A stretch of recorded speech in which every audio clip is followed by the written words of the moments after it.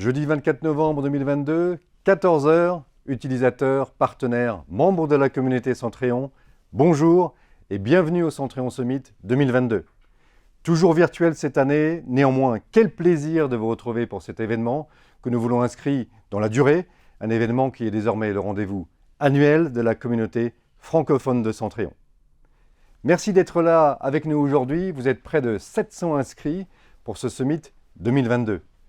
Je suis Eric Markiewicz, directeur du marketing chez Centréon, et avec tous les Centréoniens, je suis particulièrement heureux de vous accueillir ici, dans les nouveaux locaux parisiens de Centréon, dans le 13e arrondissement, pour cet après-midi tout spécialement créé pour vous.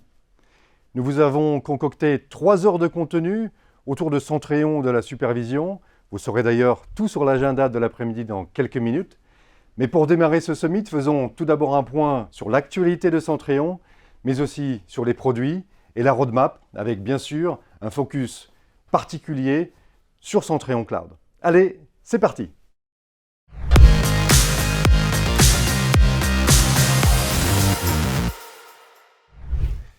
Alors allons-y, démarrons tout de suite cette première session du Centréon Summit avec deux visages qui vous sont certainement familiers. Je veux parler de Julien Mathis, cofondateur et CEO de Centréon. Bonjour Julien. Bonjour Eric. Et Marc-Antoine Hostier, directeur général en charge des opérations. Bonjour Marc-Antoine. Bonjour Eric. Alors Julien et Marc-Antoine, on va profiter de vous avoir tous les deux aujourd'hui pour parler de Centréon, de l'actualité de l'entreprise, du marché de la supervision, de notre communauté également, mais de deux sujets également importants pour Centréon, à savoir l'optimisation des budgets informatiques et d'une supervision plus éco-responsable. Julien, commençons avec toi si tu le veux bien. Que s'est-il passé pour Centréon sur ces 12 derniers mois ? 2022 est une année très dense pour Centréon. À ce même summit, à la fin de l'année 2021, je vous annonçais 2 projets majeurs pour nous en 2022. Tout d'abord Centréon Cloud et notre partenariat technologique avec Amazon Web Services et le lancement de notre nouveau site communautaire The Watch. Pour Centréon Cloud, vous saurez tout dans quelques minutes avec la deuxième partie de cette plénière avec Raphaël, notre directeur produit.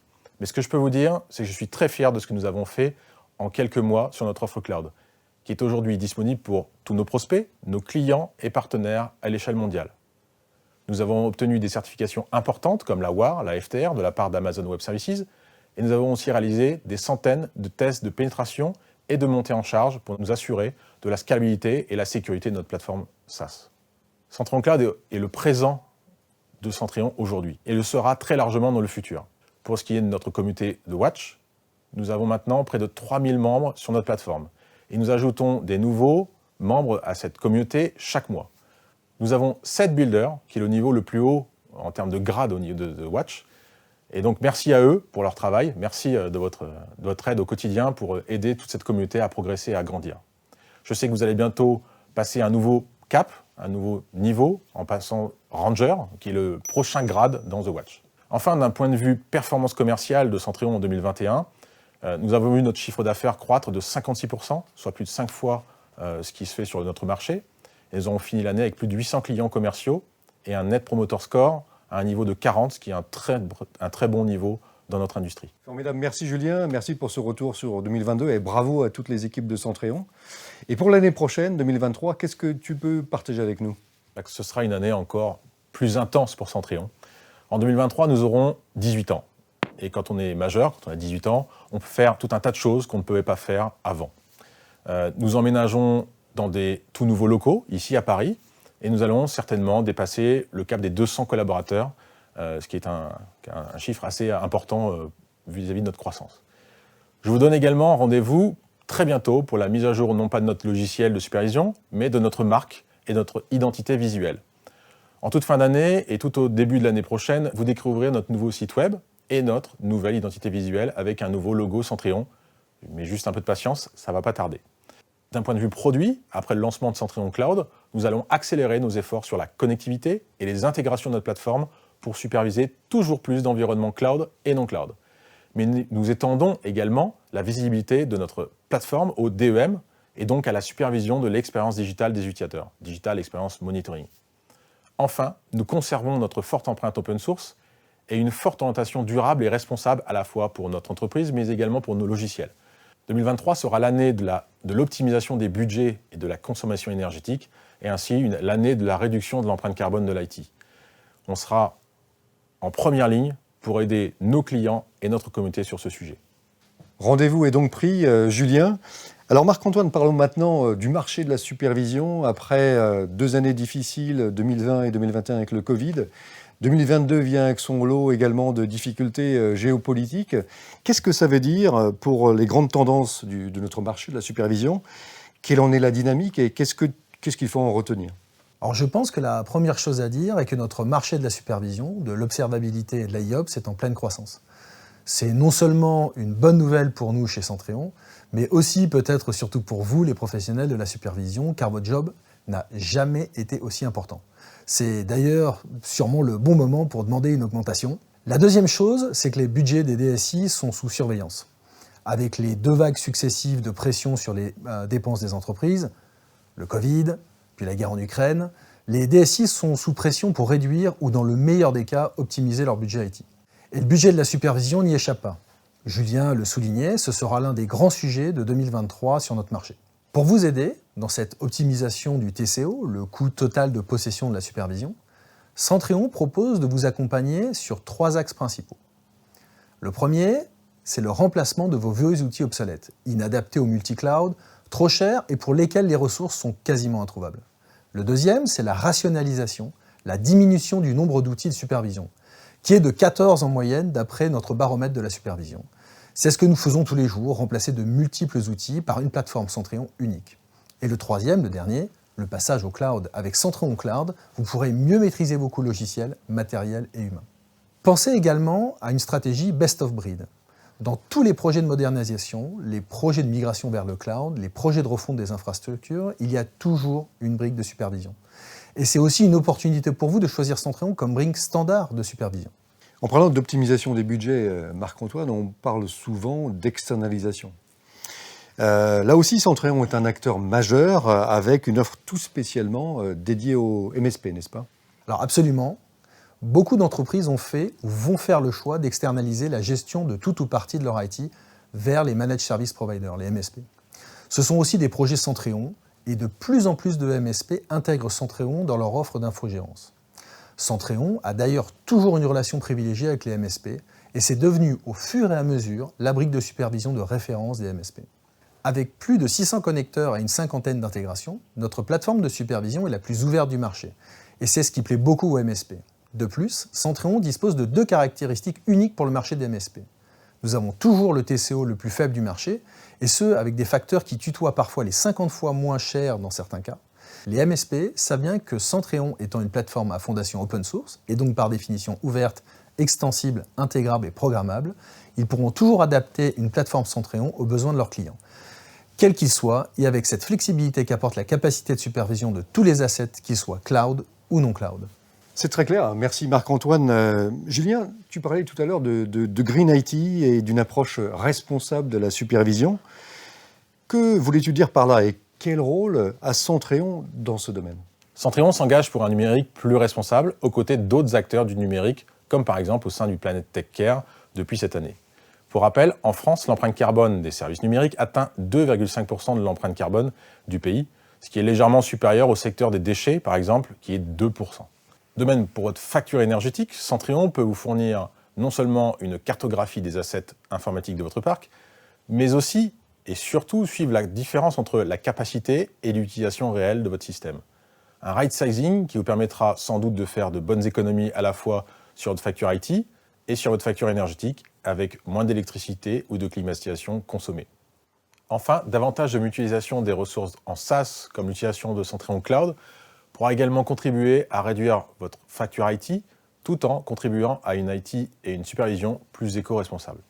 Je vous affiche nos 8 recommandations pour réduire la consommation d'énergie de votre IT et contribuer à un IT plus responsable. Retrouvez bien sûr toutes ces infos sur notre site web et notre blog.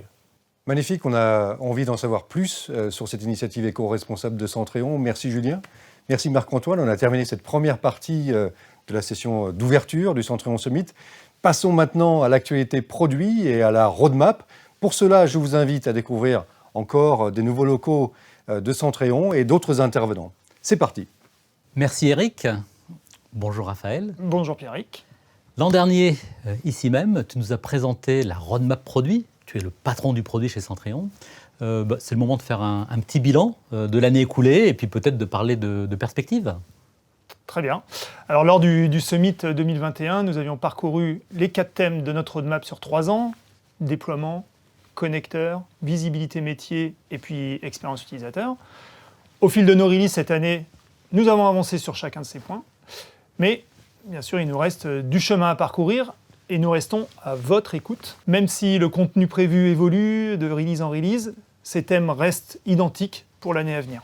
D'accord. Donc, nous structurons toujours notre roadmap suivant les mêmes 4 axes, 4 thèmes. Donc, le plus simple, c'est de les balayer un par un. Que s'est-il passé en 2022 ? Qu'est-ce qui arrive dans le futur ?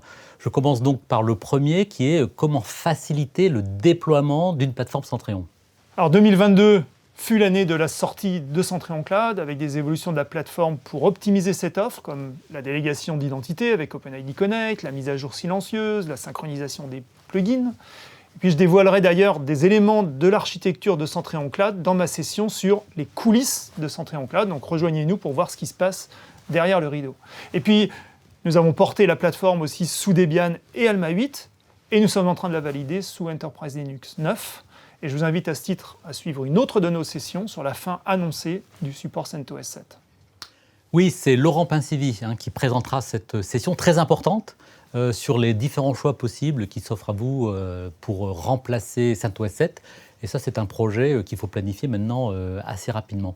Moi, ce que j'ai noté en 2022, c'est que cette offre Centrion Cloud, ça tirait vers le haut toutes nos offres Centrion, OpenID Connect ou la synchro des plugins sur tous les polars. En fait, ça bénéficie tous les utilisateurs Centrion, y compris évidemment on-premise. Passons à notre second thème, c'est les connecteurs de supervision. Alors, notre discours, c'est que la plateforme Centrion procure une visibilité totale sur votre infrastructure, cloud et non cloud. Qu'en est-il exactement ? Alors, la supervision des infrastructures cloud restera un thème majeur. En 2022, nous avons fait évoluer nos connecteurs AWS, Azure, Google, Prometheus, pour ne citer que. Et ces mises à jour en continu vont se poursuivre. Mais n'oublions pas les infrastructures classiques. Et je vous invite à ce titre à suivre 2 sessions. Une sur l'utilisation des connecteurs génériques, SNMP, SQL, HTTP. Et l'autre sur des nouvelles méthodes de supervision Windows comme WSMan. Et puis en plus des évolutions continuelles de notre autodécouverte, nous étudions l'intégration de données de télémétrie basées sur des standards comme OpenTelemetry. Et enfin, pour permettre d'intégrer la supervision dans vos chaînes de déploiement, nous avons commencé à développer des endpoints de l'API REST pour la configuration qui seront disponibles prochainement.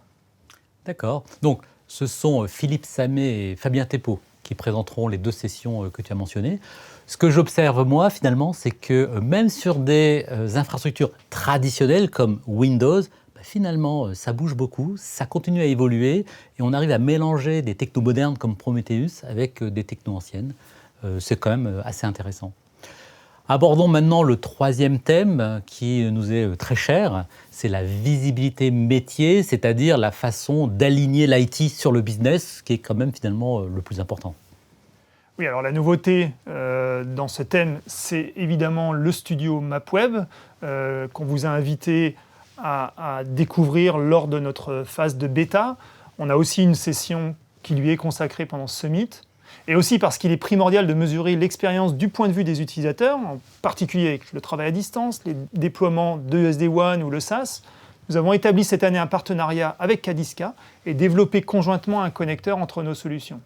Et d'ailleurs, à ce titre, Pierrick, tu présenteras effectivement ce partenariat pendant ce Summit. Et puis, vous êtes nombreux à utiliser des solutions comme Grafana et notre plugin de données Centrion vous facilite la tâche.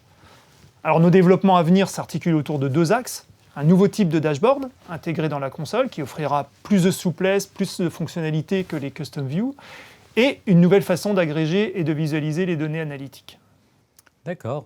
Je me permets de revenir sur l'extension Map, optimiser les performances de Map, faciliter la création des cartes sans déployer un client lourd. C'est quelque chose qui était attendu depuis longtemps. C'est disponible et Niels nous expliquera tout ça en détail tout à l'heure. Pour ma part, je présenterai effectivement une session sur la Digital Experience Monitoring, qui est le complément parfait de la supervision d'infrastructure. Centréon Summit, c'est le forum des utilisateurs Centréon, tous les utilisateurs Centréon, open source ou édition commerciale, SaaS ou self-hosted. Et donc, c'est le moment de parler du dernier thème qui est l'expérience utilisateur. Oui, alors c'est évidemment dans ce domaine que les changements sont les plus visibles, entre l'arrivée du dark mode, les évolutions de ressources status, les idées de la communauté The Watch que nous avons livrées. Et vous pourrez suivre notre session dédiée à la nouvelle version 22.10 pour en avoir un aperçu. Nous allons continuer à revoir certains parcours et aussi certains éléments de l'interface, comme par exemple ajouter une recherche unifiée à la console. Et puis, on voudrait proposer une fonctionnalité qui utilise l'intelligence artificielle pour prédire des problèmes potentiels de sous- ou de surcapacité. Parfait. Merci Raphaël. Merci. Je vous invite à continuer à utiliser la plateforme The Watch pour échanger entre vous, poser vos questions ou proposer vos idées d'évolution produit. Chaque nouvelle version logicielle implémente quelques-unes de vos propositions sur The Watch. On a vu beaucoup de contenu, beaucoup d'évolutions produits, beaucoup de sessions techniques cet après-midi. Mais avant de démarrer ces sessions, un petit point logistique avec Richard et Anaël. Richard, Anaël, c'est à vous. Merci Pierrick et Raphaël. Bonjour à tous et bienvenue au Centréon Summit 2022. Je suis Anaël. Et moi je suis Richard. Merci à tous d'avoir répondu présent pour cette seconde édition du Centréon Summit. Nous sommes très heureux de vous avoir avec nous aujourd'hui. L'objectif de cet après-midi est de vous permettre de rencontrer la communauté Centréon dans son ensemble en passant par nos équipes et nos utilisateurs. Et pour ce faire, l'après-midi va être articulé de la sorte. Tout d'abord, il y aura 4 sessions en parallèle, suivies d'une pause quand même. Et puis de nouveau, 4 sessions. En parallèle de ce programme, vous pourrez accéder à l'Open Bar. Il s'agit d'un lieu virtuel où nos équipes se tiennent mobilisées pour répondre à toutes vos questions. Vous pourrez échanger en continu et en live avec nos experts Centréon sur un sujet technique, commercial ou juste pour sympathiser. Et si vous êtes d'humeur sociable et que vous souhaitez interagir avec toutes les personnes connectées à l'événement, la communauté est faite pour vous. Vous pourrez venir rechercher toutes les personnes connectées et puis chatter directement avec elles. Pour y accéder, c'est très simple. C'est comme pour l'Open Bar, ça se trouve en haut, au niveau du bandeau, tout en haut du portail de l'événement. Tu n'aurais pas oublié quelque chose, Richard ? J'ai oublié 2 points très importants. Tout d'abord, le tirage au sort. En fin de journée, on récompensera les personnes les plus actives lors de la journée. Évidemment, de nombreux lots seront à gagner. Et puis deuxième nouveauté, l'application mobile. Vous pourrez cette année profiter de l'expérience de votre summit sur votre téléphone portable. Vous pourrez accéder à tout le contenu de l'agenda, visionner des sessions, accéder à la communauté et puis répondre aux questionnaires de satisfaction. Maintenant, c'est à vous de jouer. Vous pouvez retourner sur la page web de l'agenda ou directement sur l'application mobile pour choisir votre prochaine session. Et dernière précision, pour accéder à la session qui vous plaît, il vous suffira de cliquer sur le bouton Join Broadcast, visible 2 minutes avant le début de la session. Et aussi, le replay de cet après-midi vous sera partagé à la suite de l'événement. Voilà, on espère que vous avez toutes les informations dont vous avez besoin pour profiter pleinement de votre summit. Pour ma part, je vous retrouve tout de suite dans l'Open Bar et puis en fin de summit pour le tirage au sort. Et moi, je vous retrouve tout de suite dans les sessions. Bon Bon summit à summit tous. à tous.